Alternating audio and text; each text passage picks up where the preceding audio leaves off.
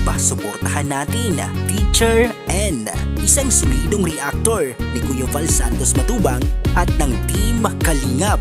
Please subscribe Teacher N YouTube channel. Teka, kami ni Norma. Ayan, Normaze.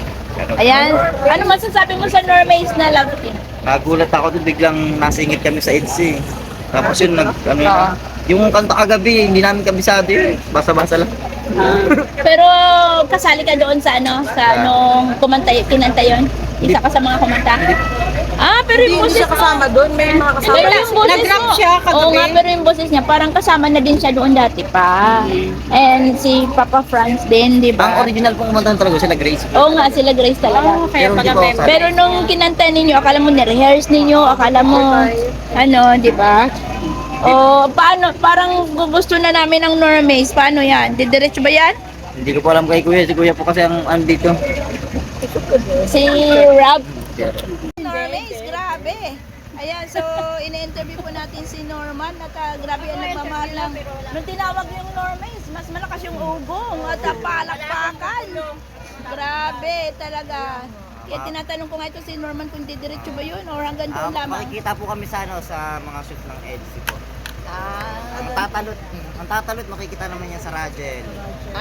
So kumbaga kung may Normaze, may tatanong, parang ito yung ano. Galingan mo sa susunod ang next vlog mo Kuya, puta ko yung may interview dyan.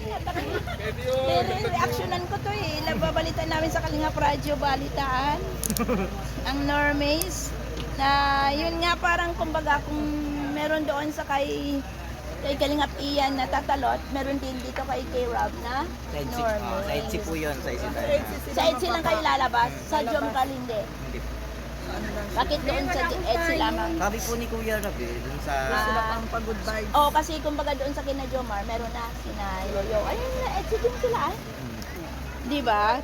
So maganda yun kasi alam mo, si Yoyo may si ano, sa Jomcar, si ito, Normaze. Oo, maganda Sexy. yun. Alam mo ano ang kinaganda nun? Parang ano siya pang appetizer, pampagana. Appetizer sila. Oo, silang mga appetizer love team. Pampagana yung Pag-good sila. vibes. Pampag-good vibes. So sana tuloy-tuloy yan na. Vibes na baka ma-develop. Ay po tayong gagawing kalukuhan. Puro kalukuhan. Mga kalokohan. Ayan. Abang-abang sa mga pasabog no ng Normaze. So ilang taon na si Norman sa ano? 27 na po ako ngayon. Oh, Married age. at the right age na. Right age. Married age na nga. O ano sabi mo kay Grace? Meron pa kayo Ano ganito. naman, naganda na siya, parang babae na si Grace. Wow! Uwis kasi dati yun. Di ba? Parang malay mo magbago si Grace dahil sa babaguhin mo ah. Naging babae. Oh, iba yung tsura ni Grace ngayon ano. Nakita ko kagabi. paano At yan? kasalamuha siya ng mga angels.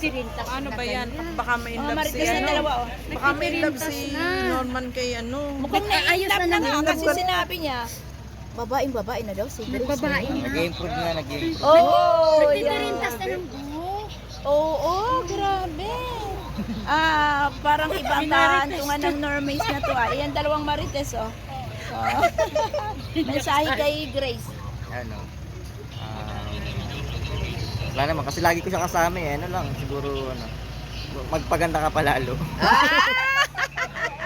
Masexy ka. Pa-sexy daw, pa-sexy. Sexy. Mag-gym ka kamo. Oo, pwede, mag-gym ka. Pero sa tingin ko, pag naging talagang babae nag-ayos yan, maganda yan. Di ba? Mukhang chinita ah. Kinita po yun. Oo. So, ayun, bagay kayong dalawa. Oo, sige. Norman, salamat sa time at maulan na ha. Oo, ito yung makikita mo sa akin channel. Salamat Teacher N. kay ano, Gandang Emmy. ganda nung gift. Oo nga. Thank you. Salamat, Norman. Nilagyan ko ng 5 piso kasi